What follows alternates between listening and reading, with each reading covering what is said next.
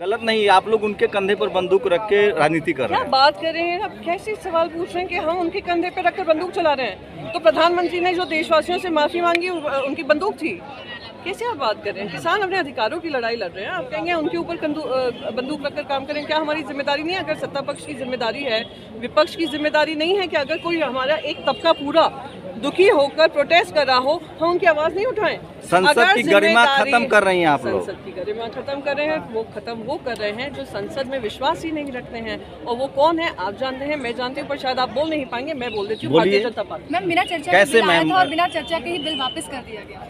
तो वही तो सबसे बड़ा दुर्भाग्य है इस देश का कि बिल आ जाते हैं, डिस्कशन नहीं होता है, किसी तरह के डिबेट नहीं होता है, फिर माफ़ी मांगकर वापस भी ले लिया जाता है। 700 किसान मर जाते हैं इसमें, इतने लोग शहीद हो जाते हैं लखीमपुर खीरी में, उनके ऊपर गाड़ी चला दी जाती है, किसी तरह की कार्रवाई नहीं होती है, मंत्री अपनी जगह पे बैठे रहते हैं। ये अहंकार का नशा नहीं है, सत्ता का नशा नहीं है तो क्या? लेकिन मैम एक सवाल और मैम, लास्ट है, आपसे तो लास्ट है। हाँ लास्ट। आपका पॉलिटिकल अलायंस रहा है सबसे लंबा बीजेपी से। आप शिवसेना में आप कैसे आकलन करते हैं? BJP is undemocratic?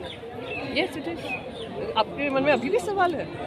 मेरे में नहीं, आप बेहतर जानते होंगे ना, क्योंकि आपकी पार्टी लंबे समय तक अलायंस में रही जानती है। हूँ या नहीं जानती हूँ, पर इंडियन होने के नाते पॉलिटिकल पार्टी में नहीं भी होती, मैं कहती इट इज अनडेमोक्रेटिक।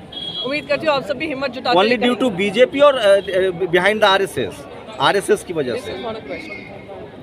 मैम सवाल ये था ना कैसे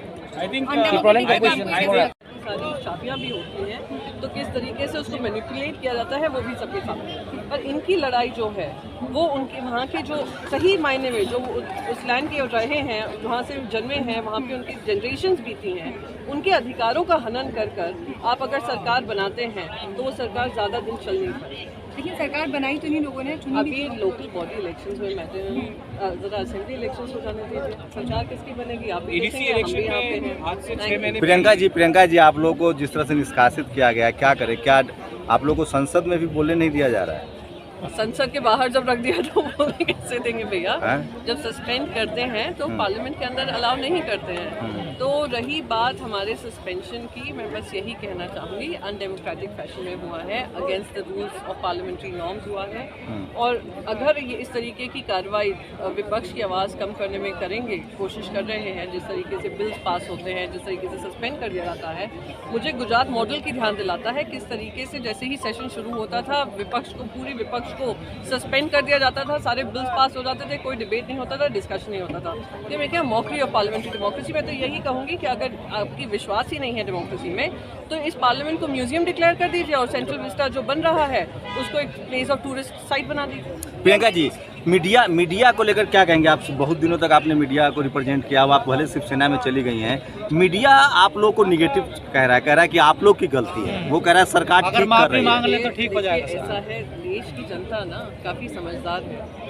आप मीडिया वालों को अगर लगता है कि वो नेगेटिविटी फैलाकर जनता को भ्रमित कर सकते हैं, तो कहीं ना कहीं अपने आप को भगवान या खुदा मानने लगा है कि वो निर्णय ले सकते हैं किस तरीके से प्रजातंत्र होगा और किस तरीके से। लेकिन विदाउट मीडिया कैंपेन पिछली सरकार जो गई थी ना सर, आप पहले मुझसे कह रहे हैं मीडिया नेगेटिव करेगी, मैं उसका जवाब दे रही हूँ, तो आप कह रहे हैं पहले मीडिया की एक बहुत अहम भूमिका होती है भाई साहब। मैं मीडिया में रही हूँ, मीडिया कर्मियों के साथ काम किया है और उनकी अहम भूमिका याद दिला दूं, और पत्रकारिता की अहम भूमिका ये होती है कि वो जनता की आवाज़ प्रखरता से रखें। अगर केंद्र सरकार कहीं गलती कर रही है तो उनसे सवाल पूछें। दुर्भाग्य इस देश का अब ये हो गया है, और मैं आप सबकी पीड़ा समझ सकती हूँ कि अगर आप कोशिश भी करेंगे तो आपको भी चुप करा दिया तो आप लोग के खिलाफ क्यों है मीडिया? अपोजिशन के खिलाफ मीडिया क्यों है? इसकी क्या वजह आप देखती हैं? अपोजिशन के खिलाफ नहीं है, वो घबराए हुए हैं कि अगर वो अपनी आवाज़ उठाएंगे तो जिस तरीके से पार्लियामेंटेरियंस का मुंह बंद करने की कोशिश हो रही है, आप लोगों का भी कितने हमारे मीडिया कर्मियों को की जाने गई हैं, मध्य प्रदेश से लेकर उत्तर प्रदेश में आप देख लीजिए। मैं उम्मीद करती हूँ हमारी आवाज़ नहीं उठाएंगे, उन्हीं की। लेकिन एक्सपर्ट कह रहे हैं कि अपोजिशन डरा हुआ है, सबके गर्दन पर मोदी जी का हाथ है। एक्सपर्ट कौन है? सबके बीजेपी वाले, सब ईडी सीबीआई से डरे हुए हैं। ईडी सीबीआई और आईटी जो भी है,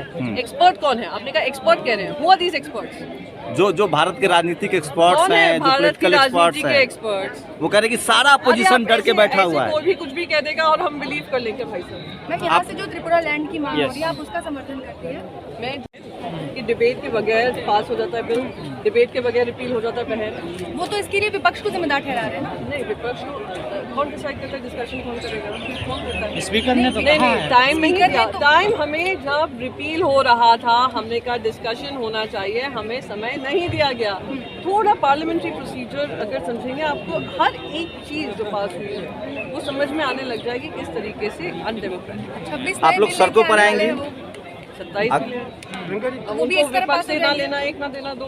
उन्होंने तो डिसाइड के लिए विपक्ष की आवाज़ बंद करनी है, पर हम विपक्ष के होने के नाते हम आवाज़ अगर संसद में नहीं बोलने दिया जाता है तो क्या आप लोग सड़कों पर आएंगे? भाई साहब